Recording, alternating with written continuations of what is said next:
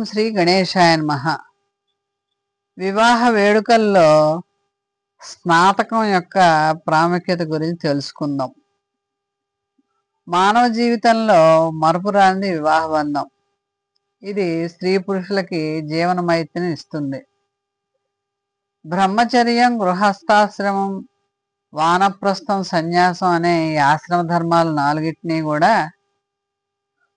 వాటిలో రెండవది గృహస్థాశ్రమం. సంతానాది పుణ్యకార్యాలు కావాలనుకుంటే మనం వివాహం ద్వారా నెరవేరుతుంది.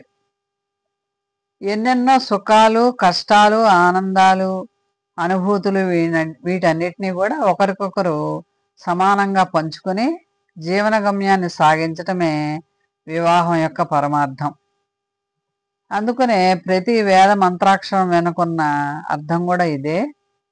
వేద మంత్రాలతో శాస్త్రోక్తంగా జరిగే పెళ్లి పందిల్లోకి అనేక మంది దేవతలు వచ్చి ఆశీర్వదిస్తారు. కాబట్టి వేద మంత్రాలతో వివాహాన్ని జరిపించుకోవాలి. వివాహంలో జరిపించే ముఖ్యమైన అంశాలు ఏమిటంటే కన్యావరణం, అంటే వరుణి తండ్రి కుమారుడికి తగిన కన్యను వెతకటం. నిశ్చితార్థం, వధూవరులు ఒకరికొకరు నచ్చాక వారి తల్లిదండ్రులు ఒక మంచి ముహూర్తంలో లగ్న పత్రిక వ్రాయించుకోవటం. ఆ తరువాత స్నాతకం, తరువాత కాశీయాత్ర, మంగళ స్నానాలు, ఎదుర్కోలు సన్నాహాలు, వరపూజ, గౌరీ పూజ. ఈ గౌరీ పూజ వధువుకి చాలా ముఖ్యం. మాంగళ్య సౌభాగ్యం కోసం వధువు వివాహానికి ముందు గౌరీ పూజ చేస్తుంది. ఆ విధంగా పార్వతీ పరమేశ్వరుల ఆశీస్సులు ఆ వధువుకు లభిస్తాయి. రుక్మిణీ కళ్యాణ ఘట్టంలో కూడా ఆమె నిత్య సుమంగళి అయిన గౌరీదేవిని పూజించింది. కాబట్టి వధువుకి గౌరీ పూజ చాలా ముఖ్యం. తర్వాత పుణ్యావాసనం, విఘ్నేశ్వరుడు పూజ, నూతన యజ్ఞోపధారణ, భాషిక ధారణ, మధుపర్కాలు, తెరసెల్ల, కన్యాదానం, జీలకర్ర బెల్లం, తలంబరాలు, మాంగళ్యధారణ, తలంబరాలు. ఇలా మన వివాహ వ్యవస్థలో అనేక అంశాలు ఉన్నాయి. వాటిలో స్నాతకం గురించి తెలుసుకుందాం. ఈ స్నాతకం, దీన్నే సమావర్తనం అని కూడా అంటారు. బ్రహ్మచర్య కాలంలో ధర్మ విధుల్ని సకాలంలో చేయకుండా, అంటే భోజన విధులు, స్నానము, జంధ్యం ధరించకపోవటం ఇత్యాది వాటితో పాటు జూదము, మద్యము, పరస్త్రీతో సంభాషణలు, అసభ్య గీతాలను వినటం, ఇటువంటివి ఎన్నో వాటి ద్వారా దోషాలు కలుగుతాయి. అలాంటివన్నీ పోవటానికి చేసేదే స్నాతకం. తెలిసి తెలియక చేసిన అన్ని దోషాలు ఈ స్నాతకం ద్వారా అన్నీ కూడా సమసిపోతాయి. అందుకని వివాహం ముందు స్నాతకం తప్పనిసరిగా చేసుకోవాలి. స్నాతకం పెళ్లి కుమారుని గృహంలో కానీ, కళ్యాణ మండపం విడిదిలో కానీ పురోహితులు ఈ స్నాతక కార్యక్రమాన్ని నిర్వహిస్తారు. చదువు పూర్తయిన విద్యార్థికి గురువు జరిపే ఉత్సవం ఇదనమాట. విఘ్నేశ్వర పూజతో అన్ని రకాల ప్రాయశ్చిత్తాల కోసం, శరీర శుద్ధి కోసం స్నాతక కార్యక్రమం వరుణిచే పురోహితులు చేయిస్తారు. బ్రహ్మచర్య కాలంలో ఒడుగు అయిన పిదప ప్రతినిత్యం కూడా గాయత్రి మంత్రాన్ని జపించుకోవాలి. అలా గాయత్రి మంత్రాన్ని జపించుకోని సందర్భంలో అనేక దోషాలు కలుగుతాయి. అలాగే భోజన విధి సరిగ్గా చేయకపోయినా, సరైన సమయానికి స్నానం చేయకపోయినా, అసభ్య గీతాలు విన్నా, ఇలాంటి దోషాలన్నీ కూడా మానవుడు చేస్తూ ఉంటాడు. ఆ దోషాలన్నీ పోవటానికి వివాహానికి ముందు ఈ స్నాతకాన్ని జరిపించి దోషాలన్నీ పోయేలా చేసి పురోహితులు వివాహానికి వరుణ్ణి సన్నద్ధం చేస్తారు. ఈ వివాహ వేడుకల్లో స్నాతకంతో పాటు మహాసంకల్పం గురించి తెలుసుకుందాం.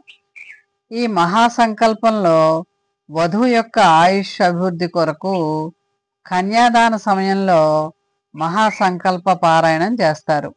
ఇందులో దేశకాలాన్ని, గోత్రాన్ని, ఆశించిన ఫలాన్ని చెప్పుకొను పూజా విధానం అనే మహాసంకల్పం అంటారు.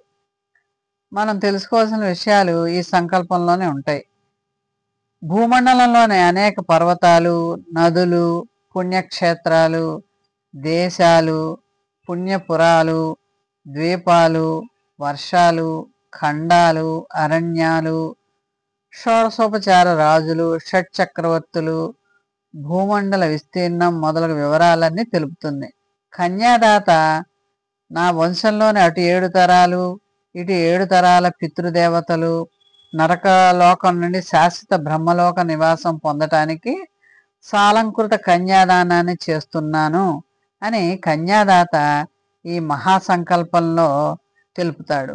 తదనంతరం కన్యాదానం చేసి మాంగళ్యం ధరింపచేసి కుమార్తె యొక్క వివాహం చేస్తాడు. ఇలా కన్యని దానం చేయడమే కన్యాదానం అంటారు. ఈ విధంగా మనం కన్యాదానం చేసి అటు 7 తరాలు ఇటు 7 తరాలు తరించేట్టుగా చూడాలి. మాంగళ్య ధారణ జరిగిన తర్వాత తలంబరాలు అనే కార్యక్రమం జరుగుతుంది. ఆ తలంబరాల కార్యక్రమంలో అనంతరం బ్రహ్మముడిని వేస్తారు. పెళ్లిలో వరుడి ఉత్తరీయాన్ని, వధువు చీరకొంగుని కలిపి వేద మంత్రాలతో ముడివేస్తారు. దీన్నే కొంగులు ముడివేయటంగా వ్యవహరిస్తారు. ప్రేమ అన్యోన్యతతోటి సీతారాముల్లాగా, లక్ష్మీనారాయణుల్లాగా, పార్వతీ పరమేశ్వరుల్లాగా చిరకాలం సుఖంగా జీవించండి అని పెద్దలు దీవిస్తారు. వివాహానంతరం నూతన దంపతుల్ని వేదవేత్తలు, కుటుంబంలో కులంలో పెద్దలు, కవులు, పండితులుకి తాంబూలం అందించి వారి ఆశీస్సులు అందుకుని వారిని గౌరవిస్తారు. వేద మంత్రాలతో వాక్శుద్ధి గల పెద్దలు నిండు మనస్సుతో నూతన వధూవరులను ఆశ్రయించడం వలన నూతన దంపతులకి సమస్త దోషాలు తొలగిపోయి ఆయుర ఆరోగ్య భోగభాగ్యాలు కలుగుతాయి. కాబట్టి ప్రతి ఒక్కరూ కూడా వేద మంత్రాలతో కూడిన వివాహాన్ని చేసుకుని చక్కటి సంతానాన్ని గని చిరకాలం అన్యోన్య దాంపత్యంగా ఉండాలని కోరుకుంటూ సెలవు. మోహన్వాణి ఛానల్ వారికి ధన్యవాదాలు. వినండి, వినిపించండి, వింటూనే ఉండండి. మోహన్వాణి తెలుగు పోడ్కాస్ట్ వింటున్న శ్రోతలందరికీ హృదయపూర్వక ధన్యవాదాలు. వినండి, వినిపించండి, వింటూనే ఉండండి. మోహన్వాణి తెలుగు పోడ్కాస్ట్ మీరు వింటున్నారు. మోహన్వాణి మా కార్యక్రమాలు మీకు నచ్చితే ఇప్పటివరకు మా ఛానల్కి సబ్స్క్రైబ్ చేసుకోకపోతే వెంటనే ఈ క్షణమే సబ్స్క్రైబ్ చేసుకుని ఆ పక్క నుండే బెల్ బటన్ని మ్రోగించి అందరికీ షేర్ చేసి మీ విలువైన కామెంట్ను కూడా చేసి మమ్మల్ని ప్రోత్సహిస్తారని కోరుతున్నాను.